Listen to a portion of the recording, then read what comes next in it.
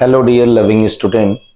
आज हम लोग का मॉक टेस्ट 2 है और मॉक टेस्ट 2 के आंसर्स देखेंगे बेटा और उसके सॉल्यूशन डिस्कस किए जाएंगे। तो आप लोग जो भी गलतियां हो रही हैं उसको घर पे रिवाइज करते रहिए और कोई भी अगर थ्योरेटिकल पॉइंट्स हैं तो उसको नोट करते रहिए। तो चलिए बेटा, आज हम लोग आते हैं मॉक टेस्ट 2 पे। सबसे पहला क्वेश्चन है आपका फ्रीडल क्राफ्ट एस्टाइलेशन।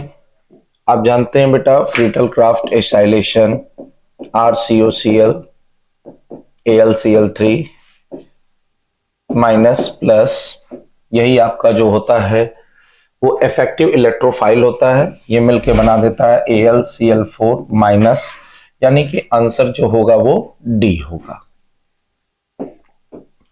अगला क्वेश्चन है reaction proceed first order kinetics की बात कर रहा है। तो देखिए K equal to 2.303 by T log A naught upon AT।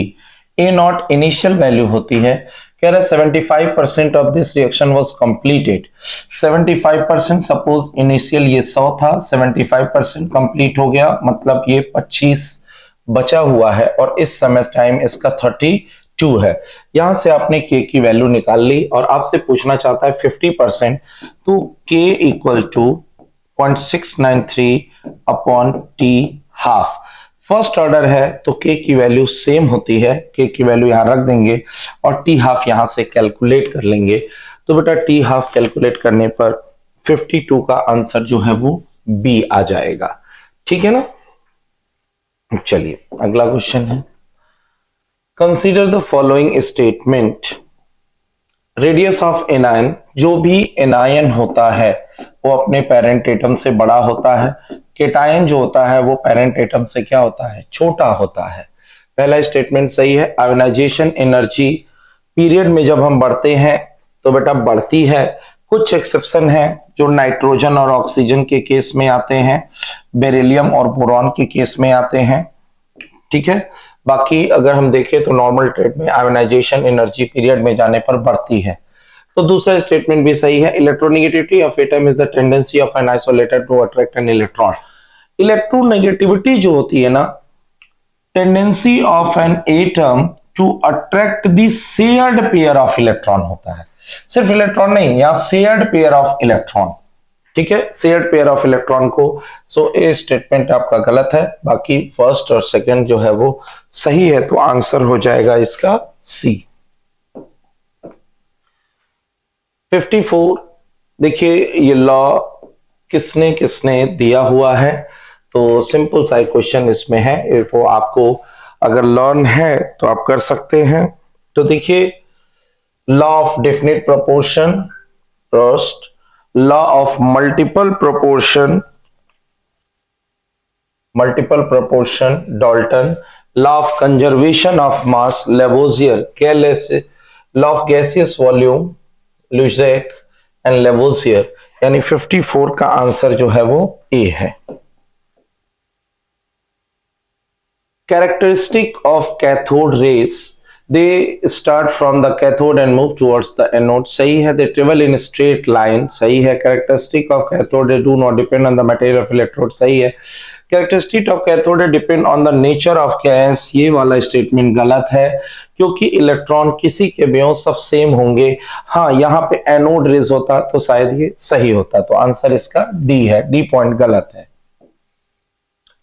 In which of the following option the correct order of arrangement does not agree with the variation of property? देखिए aluminium, magnesium, sodium ion और fluoride ion increasing order सही है।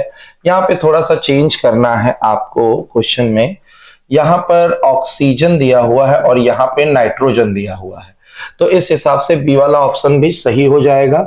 जब हम देखेंगे electron gain enthalpy, तो हम जानते हैं फ्लोरीन और क्लोरीन में इसकी साइज छोटी होती है, इसके ऊपर इलेक्ट्रॉन डेंसिटी जो होती है वो ज्यादा होती है, इसलिए इसकी इलेक्ट्रॉन लेने की टेंडेंसी कम होती है। इसकी साइज बड़ी है तो कंपैरेटिवली यहाँ पे इलेक्ट्रॉन डेंसिटी कम है, तो इलेक्ट्रॉन लेने की टेंडेंसी इसकी ज्यादा है, तो क्लोराइड होगा, फ्लोराइड होगा ब्रोमाइड होगा और फिर क्या होगा, आयोडाइड होगा। तो सी वाला आंसर जो है वो गलत है, ये आपके पेपर में चेंज करा दिया जाएगा बोरॉन नाइट्रोजन ऑक्सीजन का। तो ये भी सही, ये भी सही, ये सही है, ये वाला गलत है। तो 56 का आंसर डी है। Choose the correct statement 13 group. देखिए अगर हम लोग बात करते हैं बोरॉन, एल्यूमिनियम, गैलियम, इंडियम और थैलियम, भाई 13 ग्रुप में NH2 NP1 होता है। दो तरह के ऑक्सीडेशन स्टेट ये शो करते हैं, +1 और दोनों से निकाला तो +3। जब हम नीचे जाते हैं तो कहते हैं लोअर वाले की स्टेबिलिटी जो है वो बढ़ती जाती है।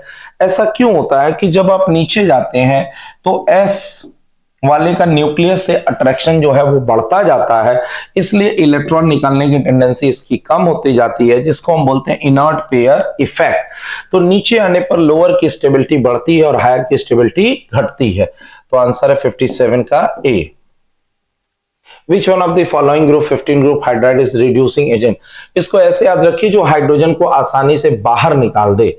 ठीक है, हाइड्रोजन को आसानी से क्या कर दे, बाहर निकाल दे। पूछा क्या है, विच of the following group 15 hydride is strongest reducing agent.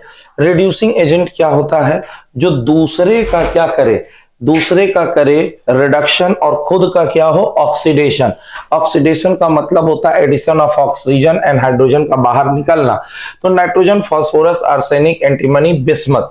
जो बिस्मथ है यहां पर, nitrogen, phosphorus, arsenic, antimony, bismuth. यहां बिस्मथ की साइज बड़ी है, हाइड्रोजन की छोटी है, बॉन्ड लेंथ बड़ा है, आसानी से हाइड्रोजन को बाहर करेगा।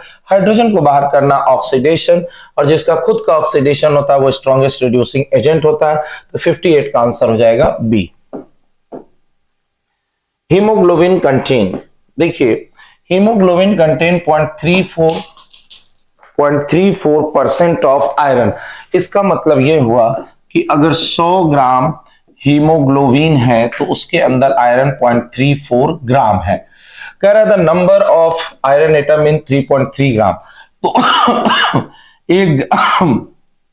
एक ग्राम हीमोग्लोबिन में 0.34/100, तो 3.3 ग्राम में कितना होगा, 0.34/100 इंटू 3.3। ये आपको मिल गया वेट ऑफ आयरन। जब वेट ऑफ आयरन मिल गया तो आप निकालिए mole of iron.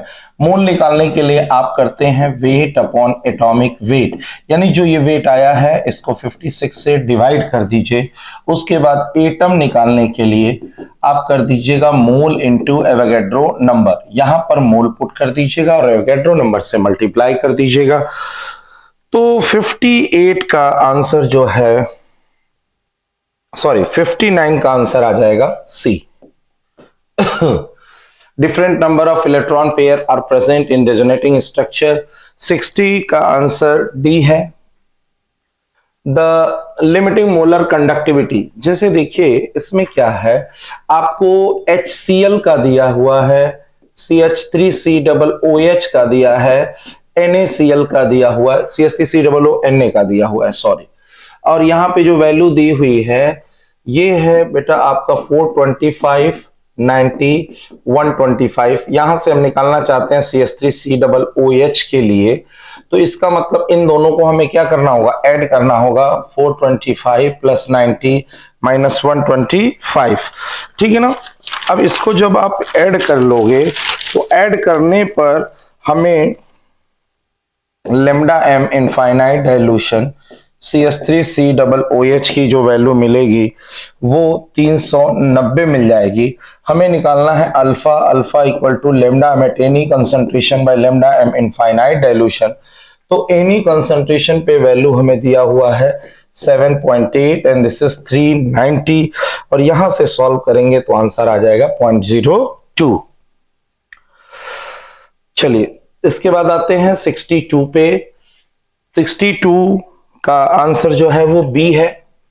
Which of the following compound show optical isomerism. कई बार मैं इस पे काफी क्वेश्चंस बता चुका हूं बेटा। बाइडेंटेड लिगेंड है, थ्री सिमेट्रिकल बाइडेंटेड लिगेंड हो या अनसिमेट्रिकल हो तो वो हमेशा जो है ऑप्टिकली एक्टिव होता है, क्योंकि उसके अंदर प्लेन ऑफ सिमेट्री नहीं होती है। आंसर बी होगा।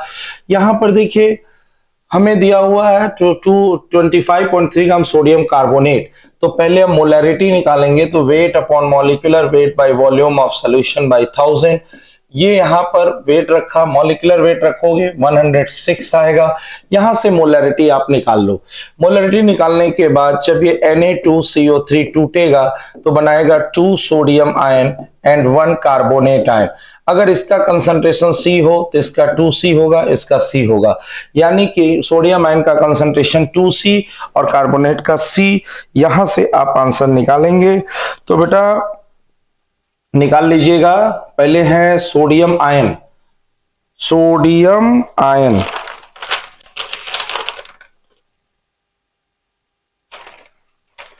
सोडियम आयन, ये बी आंसर आएगा, क्योंकि इसको सॉल्व करने पर 0.955 आएगा। तो C इक्वल टू दिस, तो ये 2C होगा, तो सही है। ये होगा आपके सोडियम आयन का, ये होगा कार्बोनेट आयन का, क्योंकि ये 2C होगा और ये C होगा। In which alkyl group SN2 की रिएक्टिविटी आप जानते हैं 1 डिग्री, 2 डिग्री और 3 डिग्री होती है। तो आंसर 65 का ए होगा। ठीक है, क्योंकि यहाँ पे स्टेरिक इंडेक्स देखा जाता है। अगर SN1 होता तो यहाँ पे हम लोग रिएक्टिविटी ऑफ एल्किल हैलाइड देखने के लिए देखते इंटरमीडिएट्स ऑफ कार्बोकेटाइंस को। यहाँ पे देखिए हम लोग को पता है जैसे कि टेम्परेचर बढ़ाने पर K की वैल्यू घट रही है, इसका मतलब रिएक्शन हमारा एक्सोथर्मिक है। और हम जानते हैं डेल्टा H बराबर होता है फॉरवर्ड माइनस बैकवर्ड। अगर ये वैल्यू निगेटिव आ रही है तो इसका मतलब बैकवर्ड इज ग्रेटर देन क्या होगा, फॉरवर्ड होगा। तो 66 का आंसर जो है वो सी है। 67 आपको बताना है किसका हाइब्रिडाइजेशन सेम होगा। जैसे इसका वैलेंस इलेक्ट्रॉन कितना है 5, हमने बोला था ऑक्सीजन हो तो उसका 0 लो, निगेटिव का मतलब 1 डिवाइडेड बाई 2, ये आ गया 3। यहां पर है 5 प्लस 0 प्लस 1 डिवाइडेड बाई 2, ये भी कितना आ गया 3। This is sp2 and this is sp2, तो आंसर क्या हो गया ए। 68 बेटा ये एजो डाई बनता है, यहां से Cl, इसका Cl और इसका H मिल करके एजो डाई बनाता है, आंसर ए होगा। विच of the following is not permissible, तो सबसे पहले आप चेक करिए N और L की वैल्यू सेम नहीं होनी चाहिए, हमेशा N की वैल्यू ज्यादा होगी। तो यहाँ पे देखिए N और L में तो N की वैल्यू हमेशा ज्यादा है, लेकिन इस ऑप्शन में देखिए अगर N की वैल्यू 3 है तो L की वैल्यू 2 हो गई। L की वैल्यू 2 होगी तो ये D होगा, और M की वैल्यू हमेशा -2 से +2 हो सकता है, इसका मतलब ये 3 नहीं हो सकता, आंसर B है। 70 विच of the following compound show metamerism. Metamerism का मतलब ये होता है ना कि दोनों साइड लोग जुड़े हों और उनके अगल बगल लोग चेंज होते रहें। तो यहां पर चेंज करने पर सेम ही बनेगा, यहां भी चेंज ही नहीं हो सकता, यहां भी नहीं हो सकता, आंसर बी है। Match the following column. देखो भाई होता क्या है, आप जानते हो कि जो गैल्वेनिक सेल होता है, यहां पर जिंक जो होता है वो जिंक सल्फेट में डूबा होता है, कॉपर जो होता है वो कॉपर सल्फेट में डूबा होता है। ये एनोड होता है और ये कैथोड होता है। यहां जिंक से बनता है जिंक आयन, निकालता है ये इलेक्ट्रॉन, इसके ऊपर होते हैं एक्सेस ऑफ इलेक्ट्रॉन, और यहां पर कॉपर आयन जब इसके ऊपर जाता है तो वो इलेक्ट्रॉन मांगता है, जहां से निकल के आता है वहां इलेक्ट्रॉन की डिफिशियंसी हो जाती है। तो यहाँ एक्सेस ऑफ इलेक्ट्रॉन है और यहाँ पे इलेक्ट्रॉन की क्या है, कमी है, तो इधर से इलेक्ट्रॉन इधर को आ रहे हैं, यानी कि जिंक से कॉपर की तरफ इलेक्ट्रॉन का फ्लो हो रहा है। तो कॉपर से जिंक की तरफ, देखिए जिंक से कॉपर इलेक्ट्रॉन जाते हैं और कॉपर से जिंक जो है हमारा करंट का फ्लो होता है, ठीक है ना, करंट का फ्लो होता है। तो यहां पर देखिए जिंक से कॉपर इलेक्ट्रॉन का फ्लो हुआ, इधर से करंट का फ्लो हुआ, ये एक्सटर्नली होता है। अगर हम कोई एक्सटर्नल ईएमएफ लगा देते हैं तो जब उसका वोल्टेज 1.1 के बराबर हो जाएगा तो कोई करंट का फ्लो नहीं होगा, और जब उसका वोल्टेज ज्यादा हो जाएगा तो करंट इसके रिवर्स डायरेक्शन में फ्लो करने लगेगी, और जब तक 1.1 से कम होगा तो नॉर्मल इसके हिसाब से करंट फ्लो करेगी। तो इसका आंसर जो होगा 71 का बी होगा। आईपीएससी नेम सिंपल, NH3 का 0 होता है, Br का -1 होता है, NO2 नाइट्रो होता है और नाइट्राइट्रो दोनों होता है, Cl का -1 होता है, Cl का -1 तो ऑक्सीडेशन स्टेट निकालेंगे तो 4 आ जाएगा, सबका 4 दिया हुआ है। फिर अल्फाबेट ऑर्डर यूज करेंगे तो अमीन को सबसे पहले लिखा जाएगा, ठीक है। इस हिसाब से देखेंगे तो 72 का आंसर जो है वो सी हो जाएगा। When 1 mole of ideal gas is compressed to half, तो इसका फॉर्मूला देखिए क्या यूज करेंगे हम लोग। इसका जो नॉर्मल फॉर्मूला है वो है delta S is equal to N C V ln T2 upon T1 plus N R ln V2 upon V1। यहां पर देखिए हमने क्या किया, ट्वाइस इट्स इनिशियल टेम्परेचर, मतलब ये 2 टाइम कर दिया, यानी ये 2T है और ये कितना है T, और वॉल्यूम जो है उसको मैंने हाफ कर दिया, half of its initial volume, ये हाफ हो गया है V/2 और V, यानी कि N CV ln 2 plus NR ln, और ये हो गया है हाफ। तो एक काम करते हैं, इसको ऊपर ले जाते हैं तो माइनस में कर देते हैं, ये हो गया N C V ln 2 minus NR ln 2, ठीक है। ये इतना सॉल्व कर दिया हमने। 1 मोल है तो ये वैल्यू 1 हो जाएगी, और यहां से देखिए तो ln कॉमन हो जाएगा तो ये आ जाएगा CV माइनस R ln 2, ठीक है, CV माइनस R ln 2, तो CV minus R ln 2 answer क्या हो गया, डी हो गया। द ज्योमेट्री ऑफ, देखिए निकिल में NiCO4, this is 3D8 4S2 strong field ligand, तो मान के चलिए ये सब भर दें तो D10 हो गया, D10 के बाद कोई ऑर्बिटल खाली नहीं रहा, कोऑर्डिनेशन नंबर 4 है तो हमको 4 डब्बा चाहिए तो sp3 होगा। और ऑलरेडी जो है निकिल का अगर हम लोग दूसरा केस देख रहे हैं NiPS3 2, तो ये भी इसका भी जो है सीरियल वीक फील्ड लिगेंड है, तो Ni पे जो है +2 आएगा, D8 होगा, तो ये भी जो है sp3 ही होगा, ठीक है ना। तो ये बोथ जो होंगे वो टेट्राहेड्रल ही होंगे।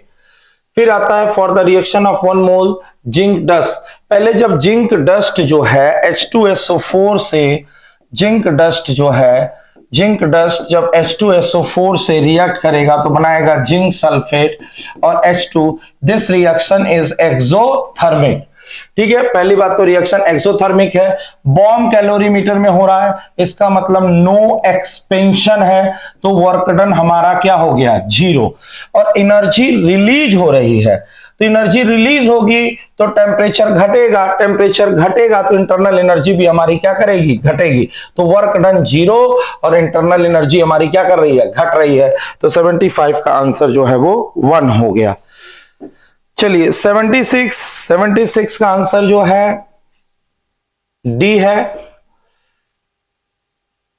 10 डिग्री टेम्परेचर बढ़ाने पर रेट कांस्टेंट डबल से ट्रिपल हो जा रहा है, तो हम कहेंगे fraction of molecule possessing threshold energy by A factor of 2 to 3, which of the following colligative property best, तो ऑस्मोटिक प्रेशर है, विच ऑफ फॉलोइंग रिएक्शन, इसको जोन्स रिएजेंट भी बोलते हैं, और ये जो होता है आपका विल नॉट फॉर्म एसिटल्डिहाइड, ये फॉर्म कर देगा आपका एसिटिक एसिड, आंसर ए है। The reason for double helical structure, hydrogen bonding होती है NHCO के बीच में। The threshold frequency is the maximum frequency, जब भी थ्रेशोल्ड की बात होगी तो वो मिनिमम ही होगी, ठीक है ना। तो required for the ejection of metal surface threshold frequency characteristic of metal, पहला गलत है और दूसरा सही है, ठीक है ना। तो 81 का आंसर जो है वो आपका डी है, assertion is incorrect and reason is correct. यहां पर देखिए correct order of spin only magnetic momentum, तो Mn+2 का मतलब 3d5 हो गया, क्रोमियम +2 का मतलब 3d4 हो गया, ये d5 है, ये d4 है, स्कैंडियम टाइटेनियम वैनेडियम, और ये d3 है, तो 5 4 3 आंसर सी है। द सेल यहां पर देखिए थोड़ा सा कैलकुलेशन यहां पे टक है, कह रहा है सेल कंप्लीटली डिस्चार्ज हो गया। डिस्चार्ज होने का मतलब ई सेल की वैल्यू क्या हो गई, 0। यहां पे हम लिखते हैं E cell equal to E naught cell minus 0.059/2 log concentration of zinc ion by concentration of copper ion. इसकी वैल्यू हमने क्या ले ली, 0, और इसकी वैल्यू 1.1। और जब इसको सॉल्व करेंगे तो सॉल्व करने पर 83 का आंसर जो है वो डी आ जाएगा। Which of the following is the current increasing order of the lone pair?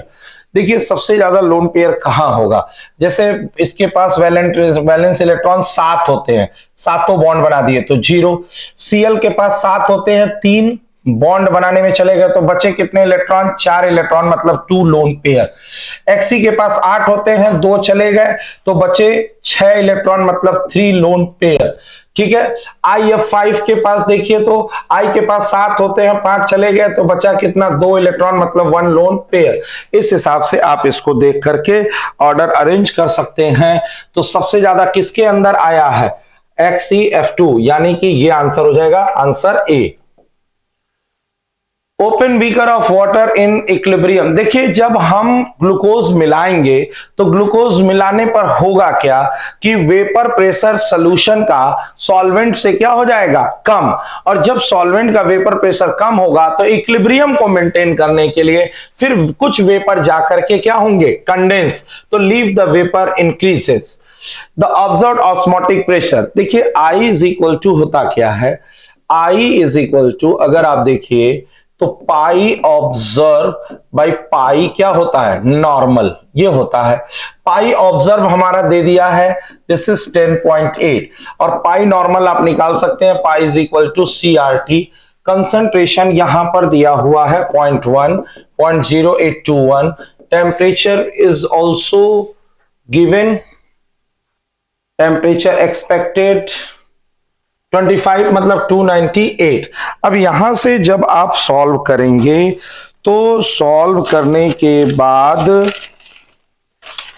देखिए ये आपका आ जाएगा 2.44, 2.44 आ गया। अब यहां पर ये 10.8, I is equal to 10.8 by 2.44, और यहां से सॉल्व कर लीजिएगा।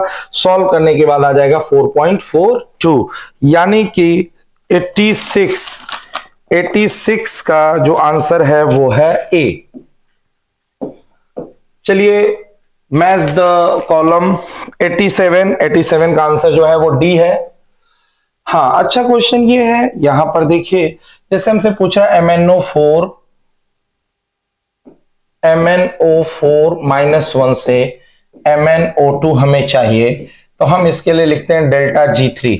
यहां पर है 7, यहां पे है 4, तो चेंज कितने का हुआ, 3, तो हम वही लिखते हैं ना, डेल्टा G बराबर -NFE0 सेल। ठीक है, तो ये 3 हो गया, ये F हो गया, और E0 सेल की इसकी वैल्यू हमको क्या करनी है, निकालनी है, ये वैल्यू हमें निकालनी है।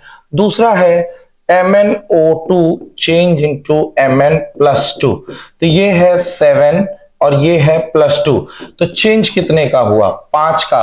तो सपोज हम लिखते हैं डेल्टा G2 बराबर -5 इंटू F इंटू MnO2 से Mn+2, सॉरी यहां 4 है, MnO2 यहां इसका ऑक्सीडेशन स्टेट 4 होगा, 4 से 2 में गया तो ये 2 है, और ये है 1.23। फिर अगर हम दूसरे के लिए लिखते हैं MnO4 -1 चेंज हुआ Mn+2 में, यहां पे ऑक्सीडेशन स्टेट 7 है, यहां 2 है, तो चेंज कितने का हुआ, डेल्टा G1 तो 5 का इंटू 1.51।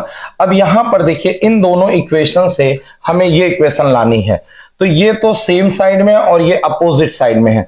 अगर ये इक्वेशन 1 है, ये 2 है, और ये क्या है 3, तो हम सीधे लिखेंगे equation 1 is equal to equation 3 minus equation 2। कहने का मतलब ये हो गया कि इक्वेशन 1 हमारा जो है डेल्टा G3 है, और इक्वेशन 3 जो है हमारा डेल्टा G1 है, और ये डेल्टा G2 है। सारी वैल्यू पुट कर दीजिएगा, पुट करने के बाद आंसर आपका क्या आ जाएगा, डी आ जाएगा। ये देखिए बहुत अच्छा क्वेश्चन है, आप लोग जानते भी हैं। अरेंज द फॉलोइंग, इसमें होता क्या है ना,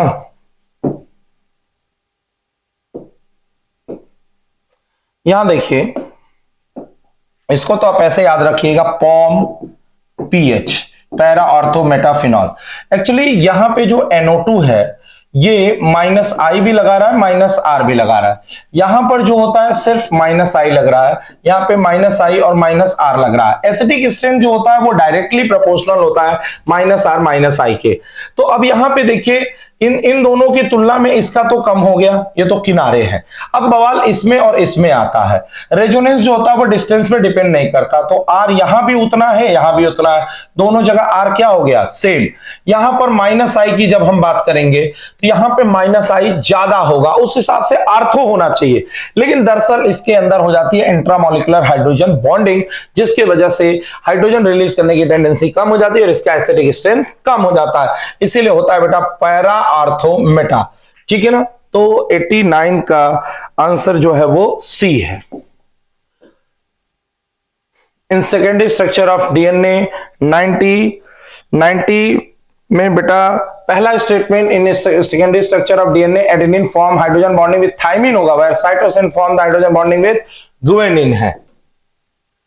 the decreasing order of reactivity, कुछ नहीं करना है, सबका इंटरमीडिएट बनाइए। यहां पर इंटरमीडिएट रेजोनेंस में होगा, ठीक है ना, यहां पर इंटरमीडिएट आपका क्या होगा, रेजोनेंस में होगा। अब उसके बाद देखिए इसमें जब आंसर निकालेंगे तो 91 का आंसर जो है वो ए है।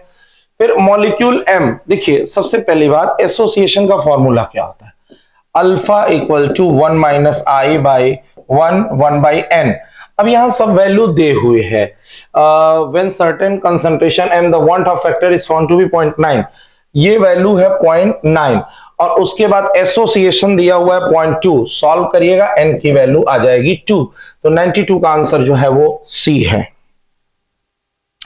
93 का आंसर जो है वो डी है, self aldol condensation, presence of alpha hydrogen. फिर उसके बाद रेस्ट्रिक्टेड रोटेशन, क्योंकि पीपी ऑर्बिटल के बीच में साइडवाइज ओवरलैपिंग होती है, आंसर 94 का आंसर डी है। साइक्लिक हाइड्रोकार्बन, ये दोनों के बीच में होना चाहिए, डबल बॉन्ड वाला है तो 120 डिग्री होगा। In which of the following case pH is greater than 7, यहां देखिए ये स्ट्रॉन्ग एसिड है और बेस है, बनाएगा इसका सॉल्ट बनेगा अमोनियम नाइट्रेट, अमोनियम नाइट्रेट बनेगा, यानी कि ये स्ट्रॉन्ग एसिड हो जाएगा। स्ट्रॉन्ग एसिड तो पीएच लेस देन 7। यहां पर देखिए वीक बेस है और स्ट्रॉन्ग एसिड है, यानी ये क्या होगा, एसिडिक नेचर का होगा। यहाँ स्ट्रॉन्ग एसिड स्ट्रॉन्ग बेस है तो न्यूट्रलाइज्ड हो जाएगा, और ये भी क्या हो जाएगा, न्यूट्रलाइज। तो आंसर क्या हो जाएगा, सी।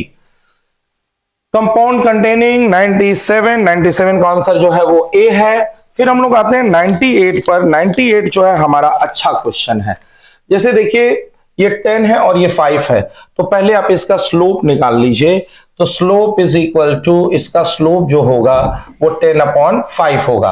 और ln के हमने बोला ln K is equal to ln a minus EA by R 1/t, ठीक है। ये 10⁻³ में बना हुआ है, तो एक काम करते हैं, अगर ऊपर यहां भी 10⁻³ कर दें, नीचे भी 10⁻³ कर दें तो कोई दिक्कत नहीं है। तो एक काम करते हैं 10⁻³, ये तो हमारा स्लोप हो गया, sorry y is equal to c minus mx, ये mx हो गया। तो स्लोप जो आया वो कितना आ रहा, EA by R into 10⁻, sorry -3 नहीं है, 3 है, और ये स्लोप कितना है 10/5 है।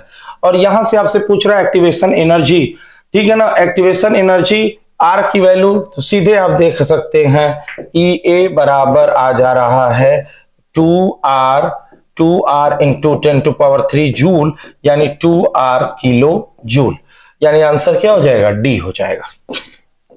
98, 99 द इनकरेक्ट स्टेटमेंट, तो आपको पता है मैग्नेट जो होता है पैरामैग्नेटिक होता है और परमैग्नेट जो होता है वो डायमैग्नेटिक होता है, आंसर बी सी है, ठीक है। फिर 100 का आंसर जो है वो सी है। तो ये थे बेटा आपके आज के क्वेश्चंस फुल लेंथ टेस्ट के, ठीक है। बाकी बेटा कल जो फुल लेंथ टेस्ट होगा फिर इसके वीडियो सॉल्यूशंस आपको लगातार मिलते रहेंगे। जो क्वेश्चन गलत हो रहे हैं उसको नोट करके आप रखे रहिए, उसको ध्यान से देखते रहिए, तभी बेटा टेस्ट का बेनिफिट होगा। आपके पास जो समय बचा हुआ है उसमें मैक्सिमम क्वेश्चन की प्रैक्टिस करिए, थ्योरी को बार बार रिवाइज करते रहिए। फिर मिलते हैं बेटा, तब तक के लिए हम लोग विदा लेते हैं। Thank you so much, all the best.